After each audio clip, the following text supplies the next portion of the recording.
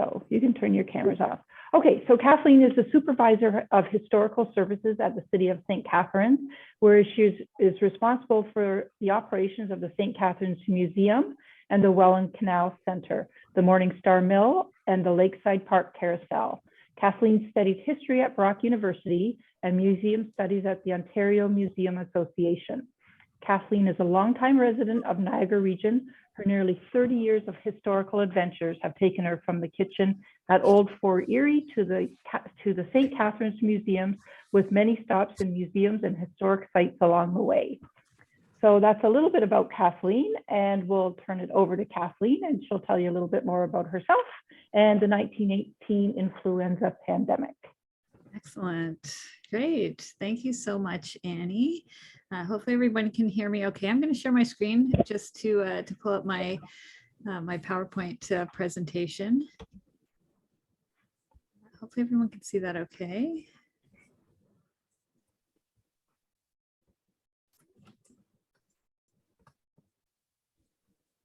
Okay. There we go. Okay, so thank you again, everyone, for joining me for this lecture about the 1918 Spanish influenza epidemic, and really going to talk about local impact from the St. Catharines perspective, because, you know, I'm from the St. Catharines Museum, so this lecture was really developed based on the St. Catharines kind of story. But before I begin, I just want to acknowledge that our community is filled with diverse stories, and I always like to recognize that our story begins with the Indigenous people of this land, and acknowledge that we're holding this presentation on lands that have been inhabited by Indigenous people for millennia, and I would like to honor the centuries of Indigenous people who walked on Turtle Island before us. So I'll give you a little kind of quick agenda of my talk. I'm going to talk a little bit about a quick primer about influenza, and then I'll talk about Spanish influenza in particular, and then I'm going to circle back a little bit and talk a bit about Canadian public health, and then talk a bit about the St. Catharines experience and the response to the Spanish flu locally. So let's start with a quick primer on the flu. In case you've been lucky enough to avoid catching the flu, or maybe if it's been a while, especially if you've been either working from home, hanging out at home, or been lucky enough while being masked and hand sanitized to not catch the flu recently.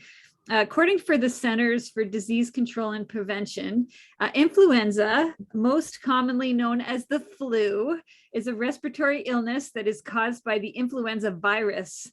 Usually it infects the throat, nose, and lungs, and can range from mild to severe. I don't think that's a big surprise to anyone.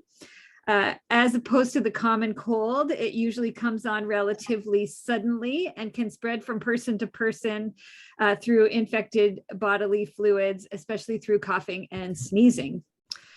Usually, if you have the flu, you have the following symptoms: fever, cough, sore throat, runny nose, stuffy nose, body aches, headaches, chills, fatigue, and sometimes diarrhea or vomiting. Now, there's actually 4 types of influenza virus, and they're lettered A, B, C, and D.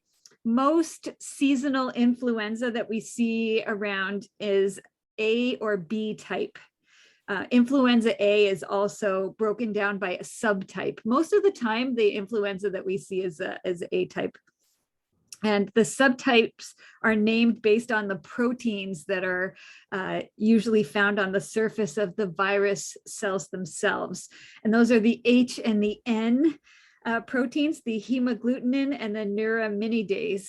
So if you've heard of H1N1, for example, that's where those come from. It's based on the number that goes with those proteins.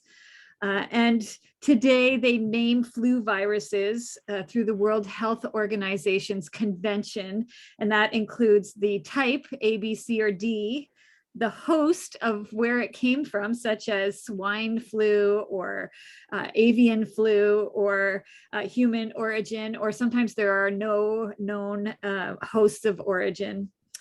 They also often put a geographic origin when they decide to name a type of flu.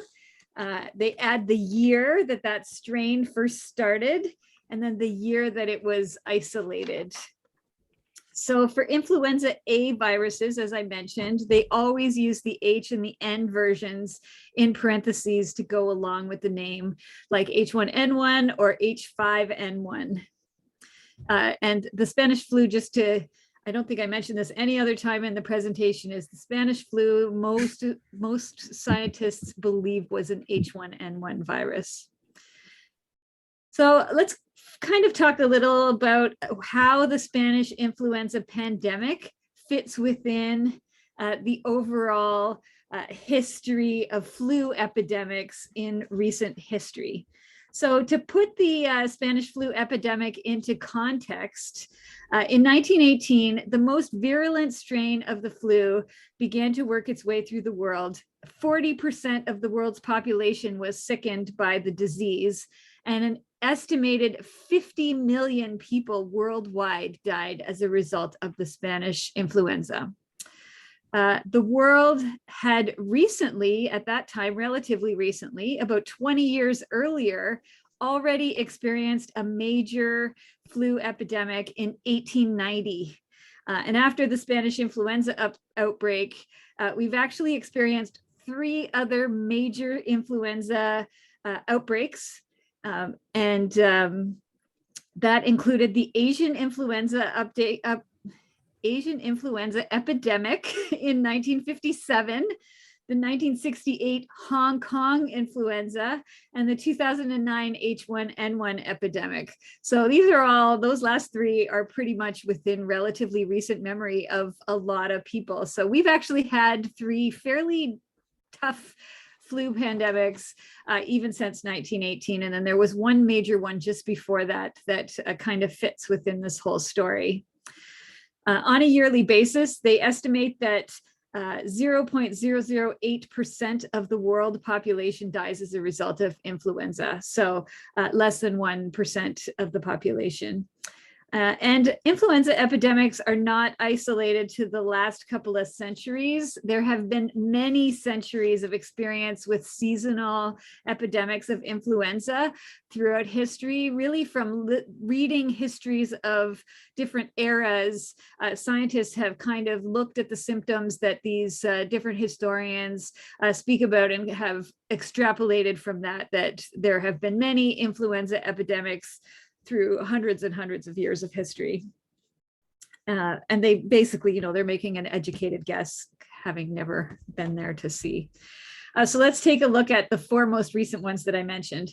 So the 1890 Russian or Asiatic flu began in the Eurasian steppes, and it spread across Russia and Asia and arrived in northeastern North America in December 1889. By 1890, it had reached Canada, including cities like Montreal, Toronto, Hamilton, Ottawa, London, Winnipeg, and Vancouver. This graphic that you see on the screen right now is a woodcut that ran in the newspaper on the 12th of January, 1890 in a Paris magazine called Le Grelot. And it depicted an unfortunate influenza patient. And it shows the dance that the patient had to take with both the doctors and the druggists who are giving out the medicine, as well as politicians are also dancing around. And then the 2 women that are dressed up there with words on their dresses are the types of medication that they had for influenza patients at that time. Although this pandemic or epidemic of the flu was less lethal than the 1918 Spanish flu, some experts believe that exposure to the 1890 flu made patients more susceptible to severe symptoms, including death, in 1918. The theory was centered on this concept, and I can tell you right now, I'm not an immunologist, so this is just having read these things. So hopefully I have this all right. But this theory centers on a concept that was called original antigenic sin, which apparently suggests that for rapidly changing viruses like influenza, the body relies on antibodies developed in response to an earlier strain, thus compromising its response to the new virus. So in 1890, if you'd had that flu, your body was ready to fight that kind of flu virus, to basically the detriment of trying to fight the 1918 virus. In recent months, scientists have been studying this particular influenza strain and its possible connection to COVID-19, which I found really interesting. In fact, many scientists in recent months, in 2021, have been studying this, and they believe that there's a good possibility that this 1890 virus was COVID. The jury is still out on this, so they don't all agree, but they believe that the similarity in symptoms and the similarity in the mortality of the 1890 Russian or Asiatic flu is very similar to COVID-19, and they're still studying this, but there are some scientists who believe that. So let's skip a little past 1918 and then look to nearly 50 years after the 1918 Spanish flu, to 1957, the Asian flu, which at the time was also known as the Oriental flu. It's believed to have originated in northern China in February 1957, and it hit Canada in the fall of that year, forcing the closure of schools, public gathering places, and eventually killing an estimated 2,000 people in Canada. By the time it had run its course in the spring of 1958, this strain had claimed an estimated 2 million lives worldwide, mostly in Asia and India. And they figured that was because of how close together the population density was much higher in those two countries, making it the second most fatal flu pandemic in history. A decade after that, the Hong Kong influenza pandemic began in 1968 in Southeast Asia, and it was dubbed the Hong Kong flu, as the outbreak there was the first to garner the attention of the Western media. Caused by the first known outbreak of the H1N1 subtype, the virus has the same N protein as the 1957 pandemic virus, but a different H protein. So as a result of that, the virus's impact varied depending on where you got the virus. So you might have antibodies that helped you to fight off this virus depending on where you lived, or you might not, based on whether or not the 1957 flu was bad in your area. The Hong Kong flu caused some 1 to 4 million deaths worldwide. They don't really know for sure how many, but somewhere in there, although that's a pretty large spread between 1 and 4 million, but still in the millions of deaths worldwide. And an estimated 4,000 Canadians died from the Hong Kong flu. It was highly contagious, and within 2 weeks of the virus emerging, 500,000 cases had been reported in Canada. So it's pretty significant, and it was definitely a big deal, I'm sure, at the time. And then for the last of these, the most of you will remember this, the 2009 H1N1 flu virus. H1N1 was first reported in Mexico in February 2009. And initially it was referred to as the swine flu, and the virus had never been seen before in either animals or humans, but it was thought to be most closely related to influenza viruses found in pigs in North America and Eurasia, which is why they called it the swine flu to start with. But in addition to that, they also found that there were elements of avian flu virus as well after they had done more studies of it. On the 26th of April 2009, Canada's Public Health Agency reported its first case of H1N1. I don't know about you, but I distinctly remember when this happened. It was a pretty big deal at the time in Canada for that first case, and kind of public health mobilized fairly quickly. By the 11th of June, 74 countries had laboratory confirmed cases of the virus. And the World Health Organization at the time announced it as a pandemic because of the number of countries that had this going on. Unlike the seasonal flu that's common usually during the winter, many Canadians contracted H1N1 during the summer months. And a second wave of the virus followed in the winter of 2009. However, by January 2010, the Public Health Agency had begun to de-escalate its response to the pandemic. So it kind of petered out relatively quickly within the year. And by July 2010, more than 200 countries or territories had reported cases of the virus. More than 18,000 people in Canada were confirmed to have died, more than 18,000 people in the world were confirmed to have died from H1N1, and 428 Canadians perished from that.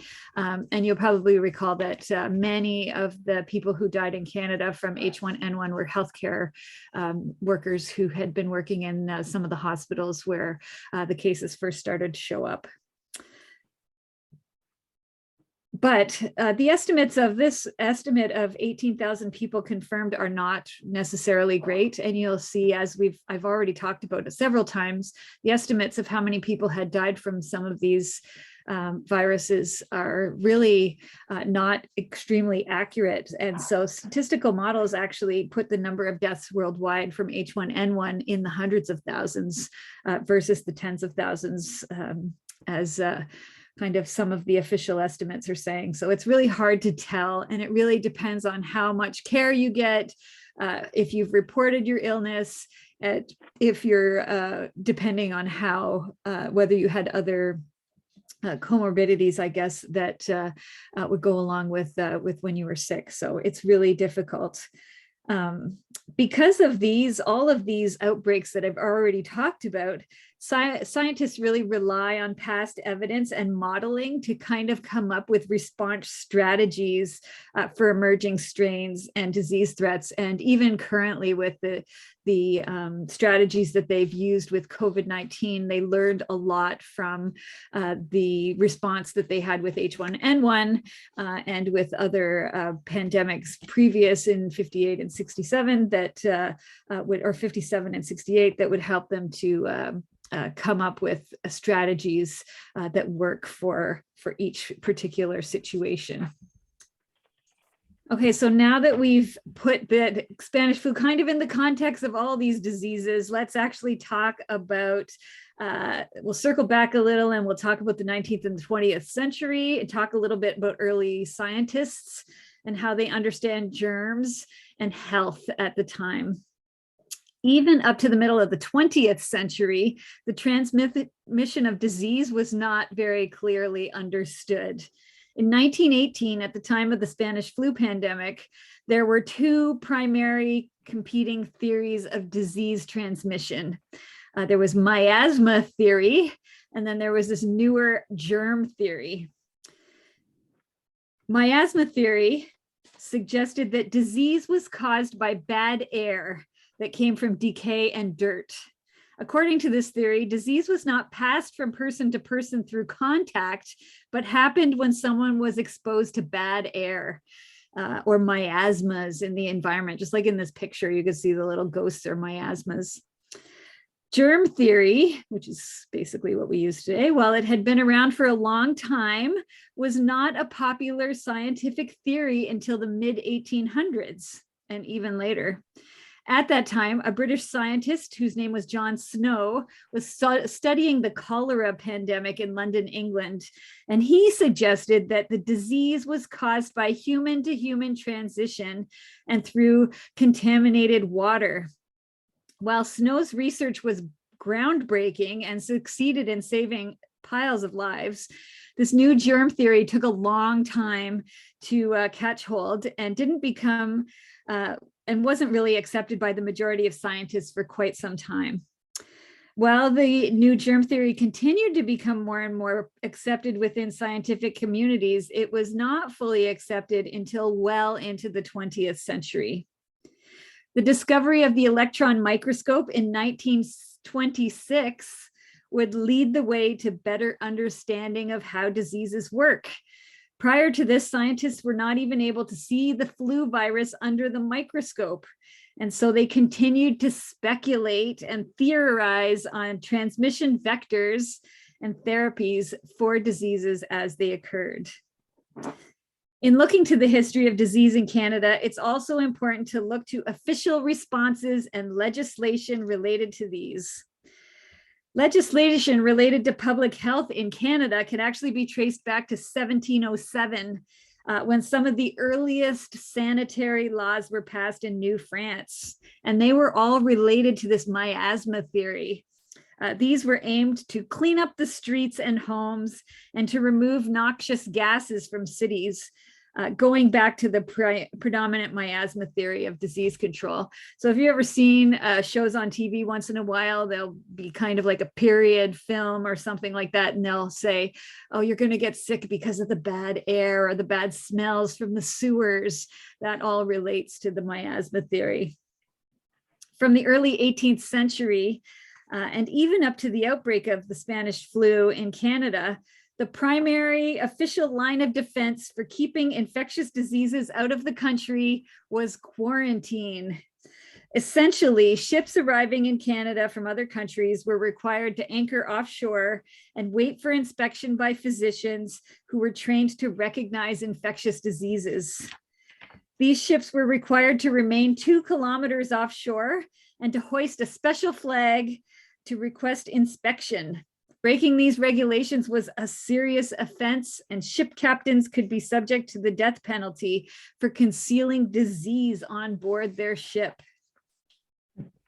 Most of these legislated measures came about as a result of the fight against cholera, which we kind of heard about from London, England, but there was a very bad cholera epidemic in Canada in 1832.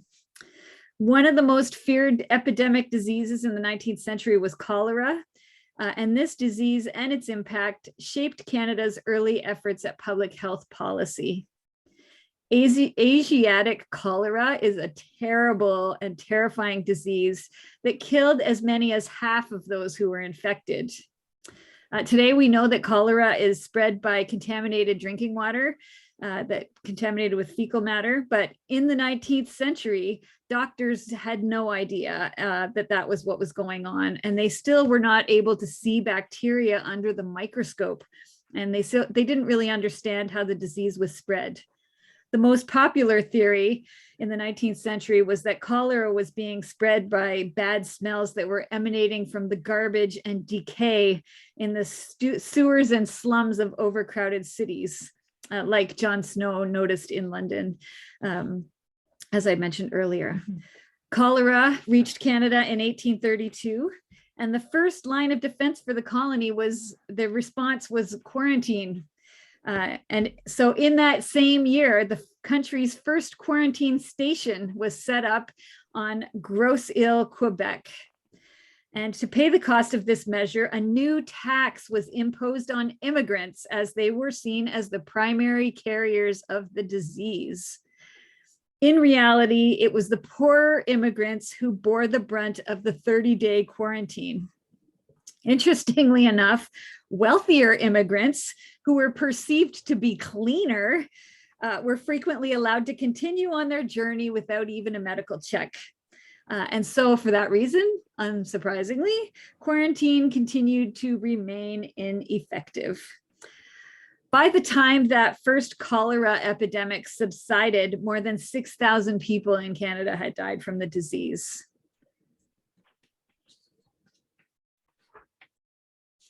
Canada began to develop a plan as a result of this cholera epidemic and used a two-pronged strategy after this. So there was sanitary reform and quarantine, as noted earlier.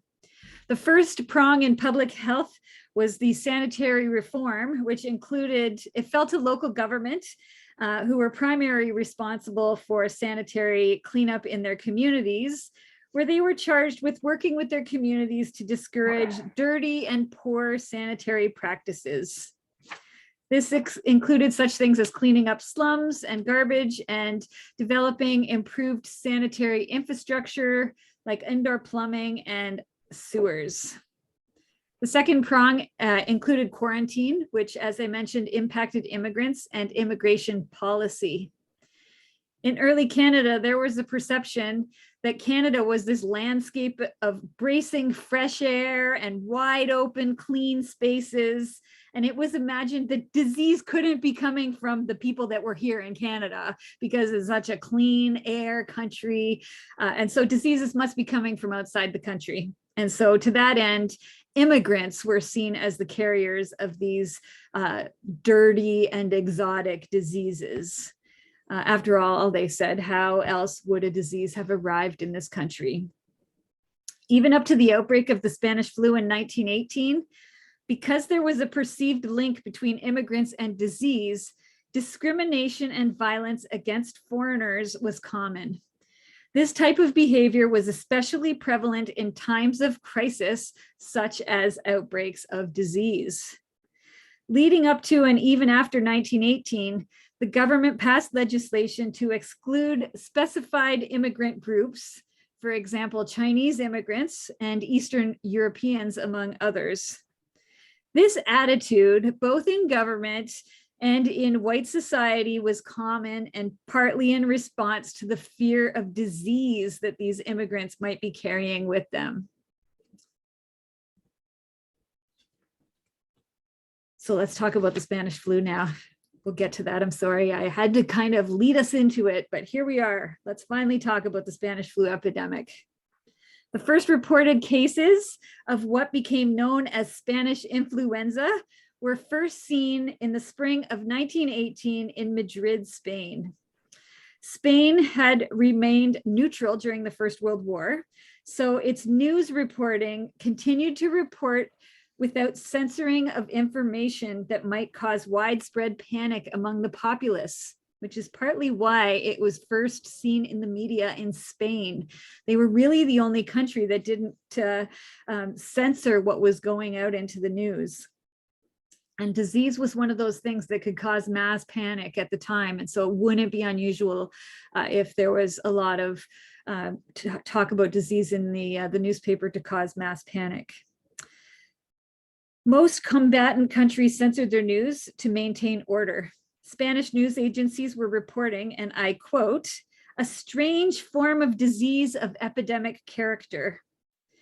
Cases of this disease were relatively mild in the spring of 1918, but were clearly epidemic and symptomatic of a flu, including lack of appetite, headache, and pain behind the eyes, high temperature, aching bones, and extreme lethargy. The disease spread across the world and started to become known as the Spanish influenza, since it seemed to have first appeared in Spain.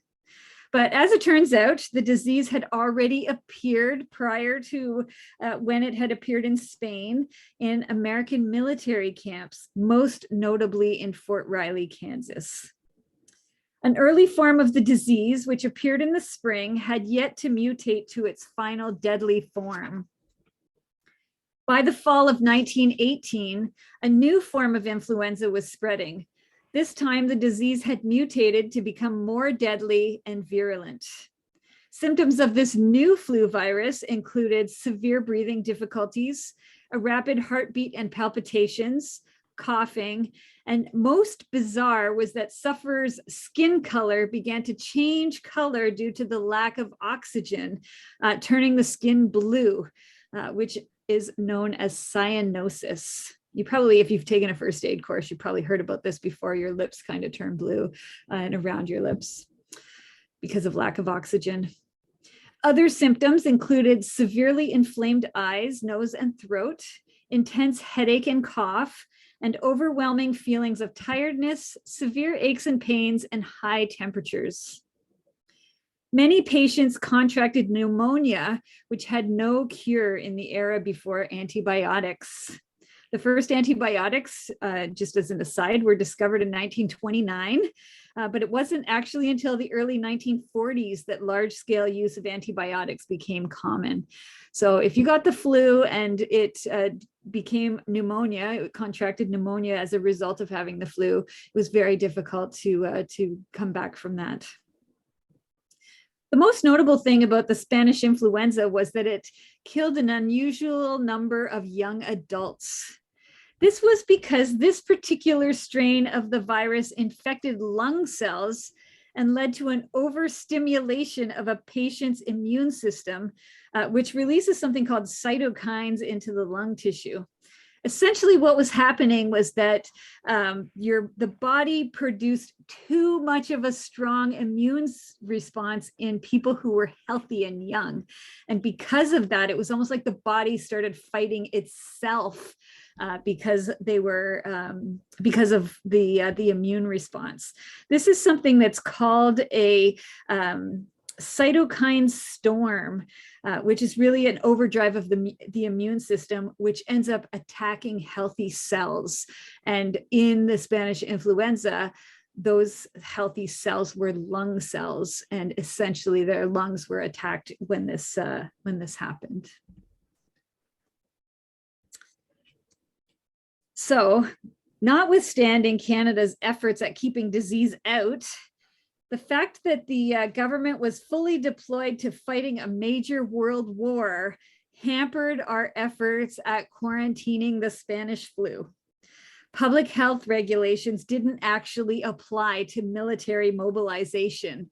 And so the disease was actually able to travel across the country with soldiers who were returning from the Western Front, and also with new recruits being shipped overseas. In fact, if you were to look at a map of the movement of Spanish flu through the country, you could almost follow the train trip of the soldiers coming in from Halifax, traveling all across the country, and kind of fanning out at all of the communities along the train route across the country, and the Spanish flu basically taking hold in all of these places as it moved across the country. Also particularly troublesome in 1918 was the mobilization in Canada of the Canadian Siberian Expeditionary Force, who were sent to Russia at the end of the war to assist during the Russian Revolution. And they were trying to keep Russia in the war. Soldiers were recruited for the campaign and traveled across Canada right at the height of the Spanish flu pandemic. In the fall of 1918, and they spread the disease. So they were actually leaving from the west coast of Canada as opposed from the east coast, as most of the soldiers had done earlier when they went to fight in Europe.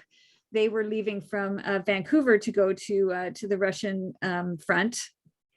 And they spread the disease from city to city as their train traveled west across the country. What ended up happening is that a soldier might be healthy when he started in Ontario, for example, and maybe got to Manitoba a day or two later and was sick. And so they would let him off, send him to a hospital in a city that might not have had any flu at all, and then ended up infecting, all of the people along the way, the people in the hospital, people on the train. And so it just kind of snowballed from there. So as I said, as soldiers who were already infected became sick, they were hospitalized in communities across the prairies and spread the disease with them. And additionally, as soldiers were demobilized at the end of the war in November of 1918, they returned to communities all across Canada and brought the disease back from Europe and spread it as they went. Additionally, we can't forget about fake news. It's odd. We think fake news is modern, but it's not really. Fake news has been going on for a long time.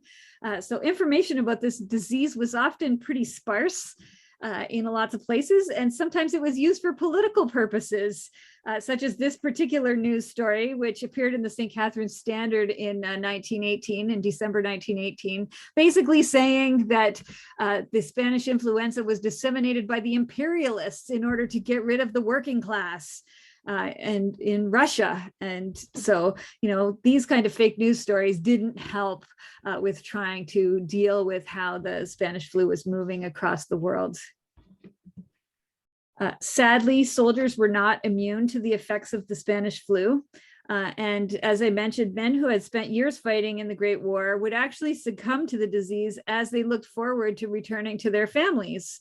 A local example from St. Catharines is this gent here, Charles Eberhardt.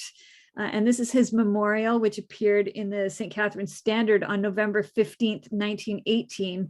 And he died of the Spanish influenza in France only a few weeks before the end of the war.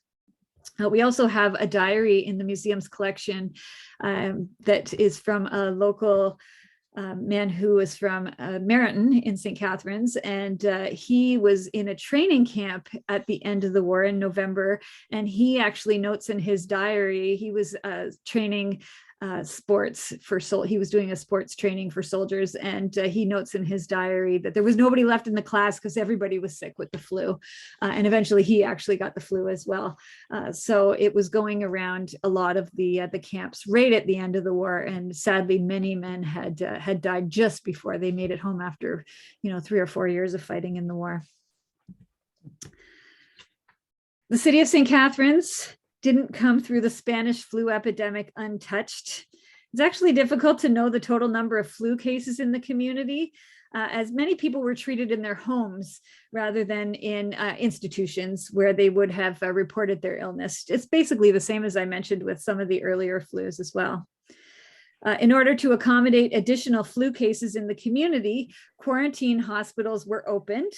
At the Welland House Hotel, which is a print here, and you might recall burned down fairly recently, located on Ontario Street, converted its private maternity hospital, which is called the Wellandra, which was on the upper floor of the Welland House Hotel. It was transferred into a quarantine hospital during the Spanish flu pandemic in order to provide more room for more serious flu cases. Other quarantine wards were established in the convalescent hospital in the former Merritt home, which is this is what this picture is here. You might recognize it today as the building where CKTB is located, right next to the high level bridge, the new bridge that replaced the Burgoyne Bridge. And there was also a quarantine hospital in St. John's Church in Port Dalhousie. As I mentioned, this is a photo of a soldier in front of Oak Hill, which was the Merritt home. And the woman, Catherine Welland Merritt, who owned the home at the time of the First World War, donated her home as a convalescent house for returned soldiers who were stricken by the flu and who continued to need nursing for their wounds from the war. Additionally, Ridley College had recently opened a new isolation hospital for its students.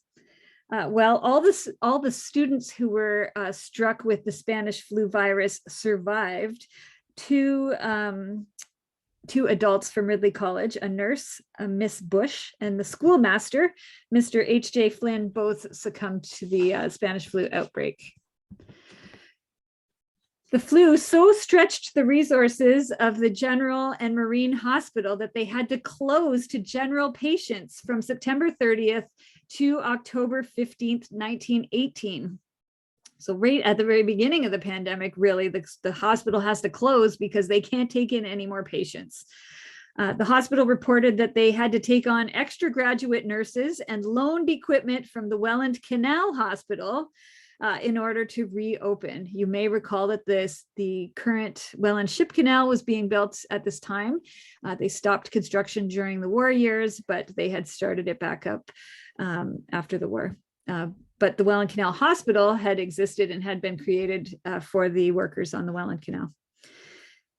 The severity of the epidemic would test the ability of the local Board of Health to respond to this type of crisis. And Public Health in Canada developed significantly in direct response to the 1918 Spanish flu pandemic. I think that it would be not a stretch to say that a fairly large number of our public health institutions really got going because of the Spanish flu pandemic. Really kind of brought people together to consider what to do in these types of cases. Even before the outbreak of the Spanish flu pandemic, influenza was a regular concern from year to year. Just like in this article, this is from 1917, from December 1917. It's talking about how many people had the flu in St. Catharines at this time. So local boards of health kept an eye on outbreaks of influenza and really with an eye to keeping the population healthy and safe. So you can see the Board of Health actually answered directly to City Council at this time.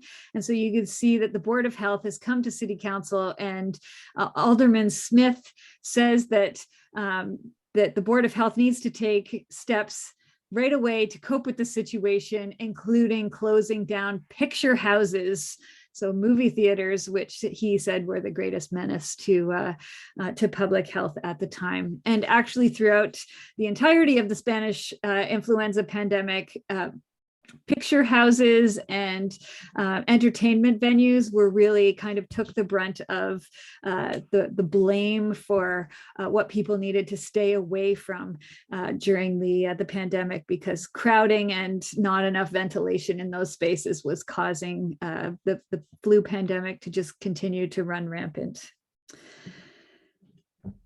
In 1918, just to give you a little bit of a background here, St. Catharines had a population of 19,189 people.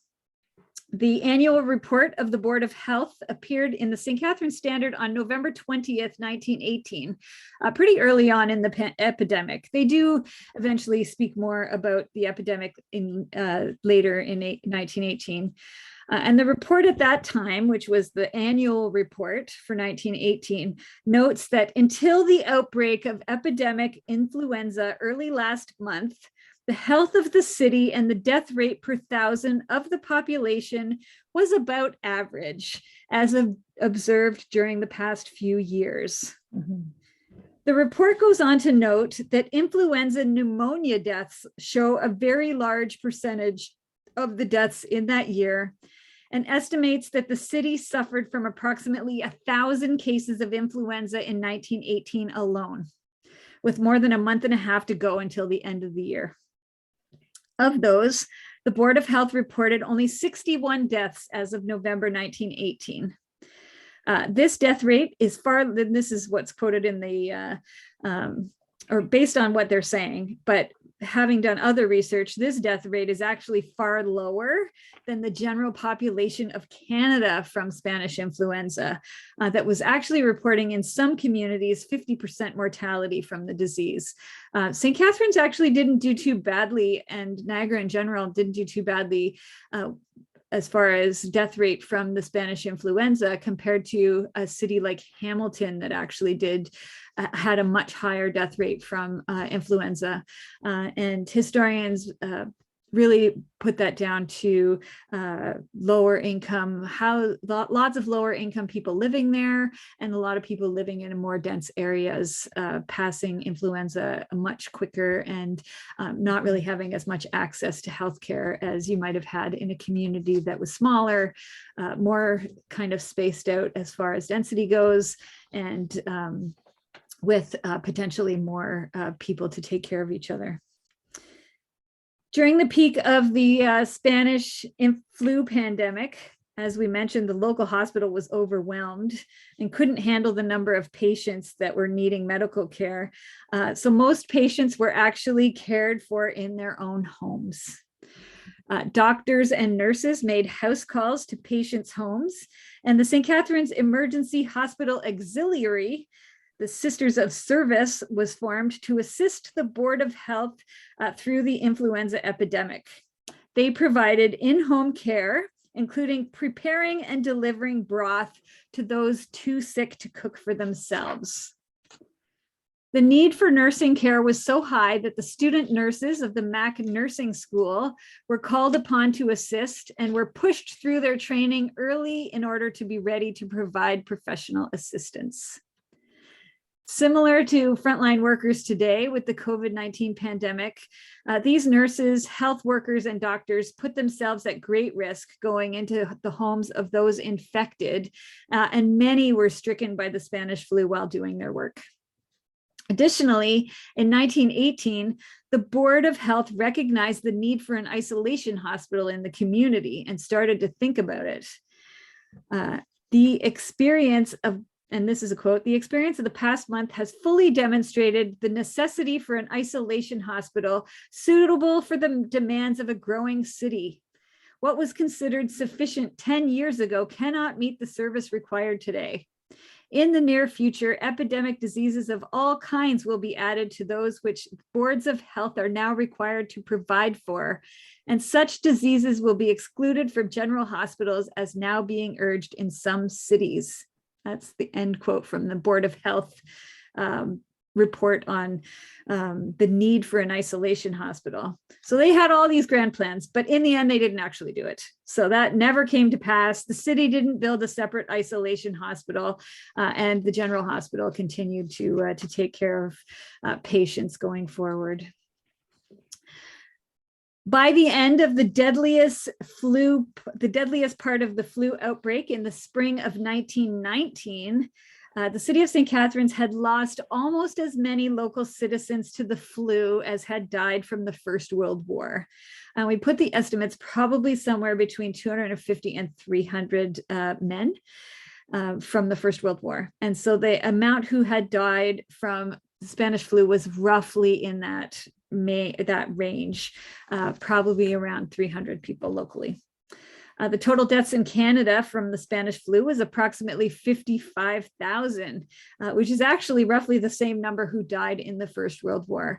So it's really stark and interesting that this kind of information isn't as well known. And really, I think it just gets kind of overshadowed by the number of deaths from the First World War, which was about 50,000. So how does the Spanish flu stack up in popular culture? You know, you've heard about tons of epidemic diseases, plagues, etc. And I thought it's kind of interesting to see a comparison of how the Spanish flu stacked up against other epidemics from the centuries. I did not include COVID here at all because we're still in the middle of COVID. So I don't know that we can really compare about how it stacks up to the Spanish flu unless we get to the end of COVID completely, and then we can kind of look at the numbers and see how it stacks up. So we've already heard about the Spanish flu has actually killed somewhere between around 50 million people worldwide. And that was approximately 1/5 of the population at the time, which is huge. That's a huge blow. The only other current epidemic disease that's rampant in the world now, other than COVID, which I'm not covering, is AIDS, which has killed 32 million people worldwide. AIDS is still considered an epidemic disease due to the number of deaths as a result and the number of countries still experiencing outbreaks of the disease. Of course, there's also some other plagues that we can compare it to. One of the earliest recorded epidemics in history was the Antonine Plague, which was occurred between 165 and 180 AD. And some scholars think that this plague was either smallpox or measles. And it was brought back to Europe with Roman soldiers who had been fighting in the East and spread all around Europe, all kinds of countries in Europe. And the plague killed 5 million people worldwide. 25% of those that were infected, and had a major impact on culture and trade in the period, because imagine 1/4 of the people who got this plague died from it. So that's substantial. I mean, it's really hard to compare apples to apples of some of these because the population is so much different at different time periods throughout history. So, you know, to say 1/4 of the population died from something is different. You know, the overall number is different from what it would be today. 350 years after the Antonine Plague was the Plague of Justinian, which occurred from 541 to 750 AD. And this was actually the first recorded case of the bubonic plague, you know, the one that we always hear about, the bubonic plague. And this plague actually killed 25 to 50 million people over the course of 2 centuries of recurrence. And then, of course, there's the famous Black Death, which is the most well-known of early plagues, which came to Europe in 1347 with 12 ships from the Black Sea who brought it into the Sicilian port of Messina. The story goes that spectators were gathered on the dock to meet the ship, and they were met with this horrifying surprise. Most of the sailors aboard the ship were dead, and those who were still alive were gravely ill. covered in black boils and such. Anyway, over the next 5 years, the Black Death killed about 20 million people worldwide, or in Europe, which was 1/3 of the continent's population, which is huge. And they figure it killed somewhere between 75 and 200 million people, which is massive. And they say that the Black Death actually caused the Dark Ages, what they call the Dark Ages, and kind of threw culture backwards an entire generation. Okay, let's move on. I'll try to go through the rest quickly. Got a few more minutes. Let's talk about Quack Cures. So because the Spanish flu appeared so rapidly, there was no known cure or treatment. And so of course, like any disease, I mean, we still see it today, this isn't any different. There were quack cures and home remedies. They were very popular. Patent medicines were incredibly popular in the 19th century. And they always hoped that something was going to work by putting the body's natural humors back in place. They figured that your body was all regulated by 4 different humors, which were corresponding to the elements: fire, air, earth, and water. And if you got sick, it's because one of these elements was out of whack. And so whatever these quack cures did was supposed to put those humors back into balance. So lots of these quack cures were about putting the humors in balance. Patent medicines were over-the-counter products that advertised their curative powers, whether they had any scientific proof of success or not.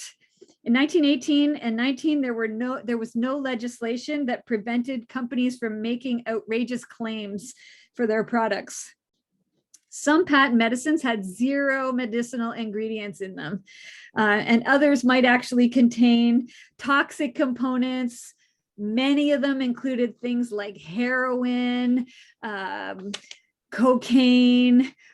We've got gin pills here. So they were all over the place when it came to quack medicines. And really, people were just looking for something that was going to help them to cure their flu or whatever disease they happened to have.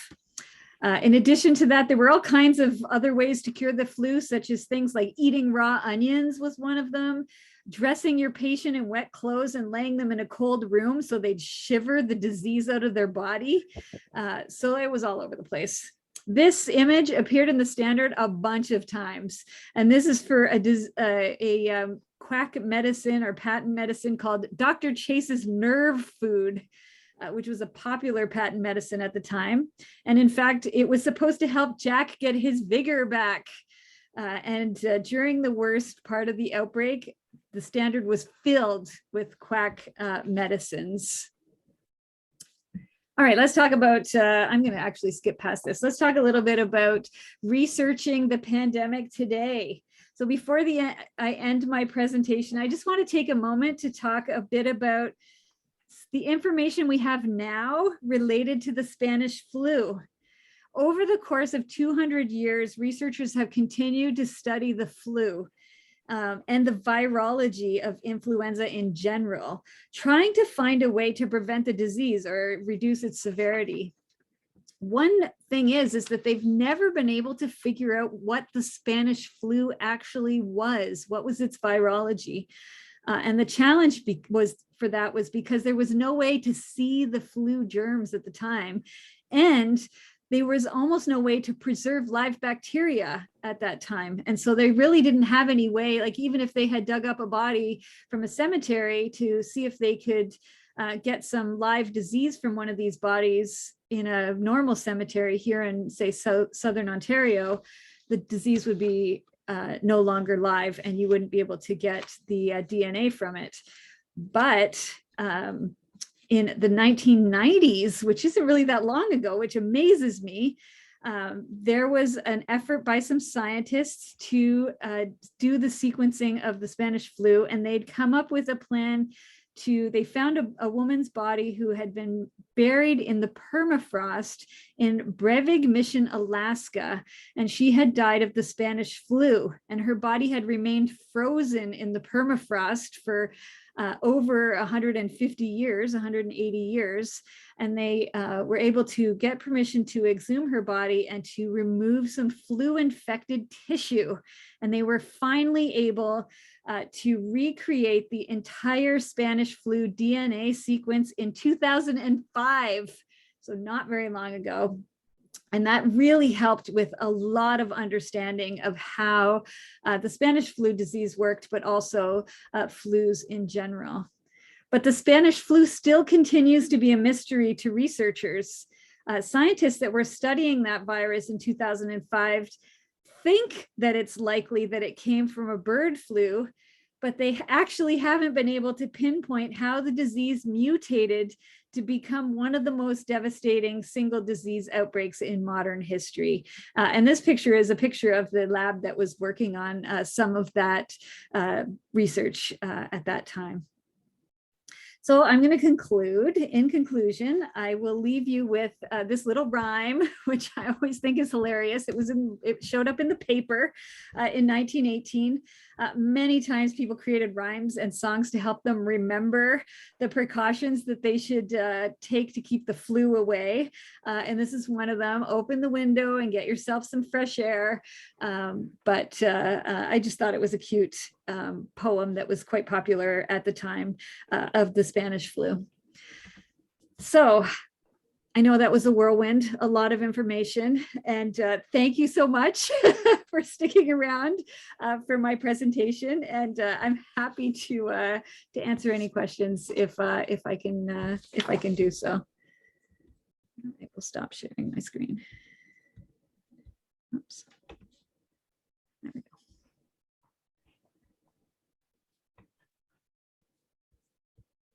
Okay. Anybody have any questions?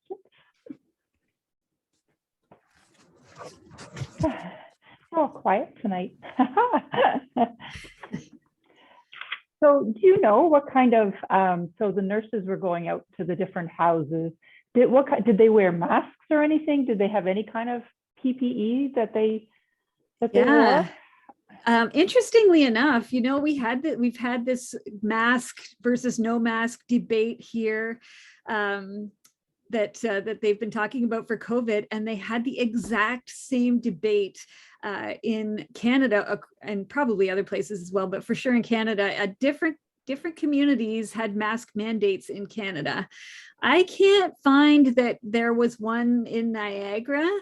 And there are very few photos of that era out there to be able to be found. But I think for the most part, they weren't wearing masks. They were just, you know, washing their hands and wearing just their usual nursing uniforms to protect them. And a lot of nurses and doctors got the Spanish flu at the time. There's a lot of kind of articles in the paper that were talking about, you know, this doctor is in bed with the flu, or this nurse or whatever. Yeah, yeah.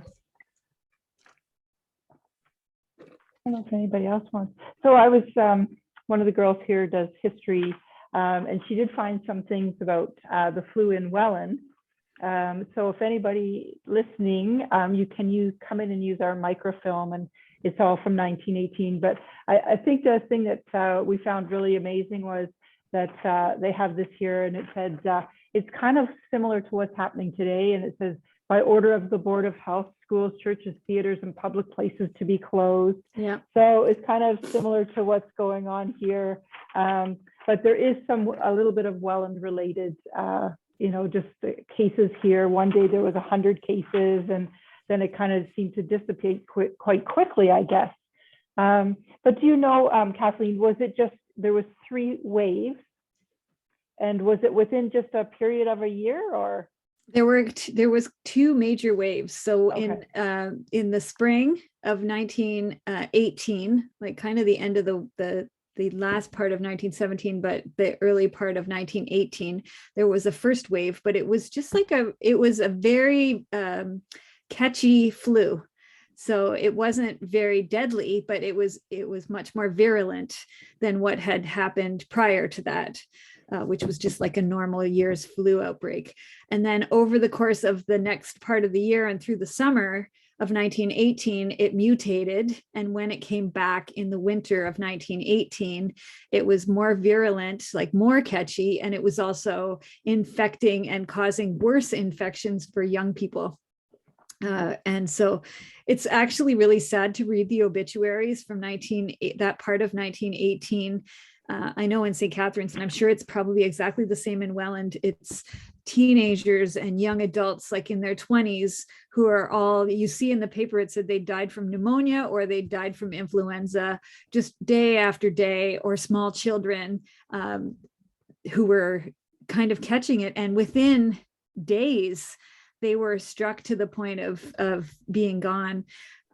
So it's actually quite tragic to read about it. And that was what was so odd about it, was that normal influenza would have the worst effects on, really young children and older adults. And this one was more really striking down people who were generally healthy, were the ones that were getting it worse than anybody else.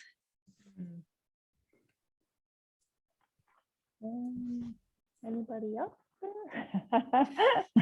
I guess not tonight. I found that really fascinating. Thank you so much for coming, and everybody that joined us tonight.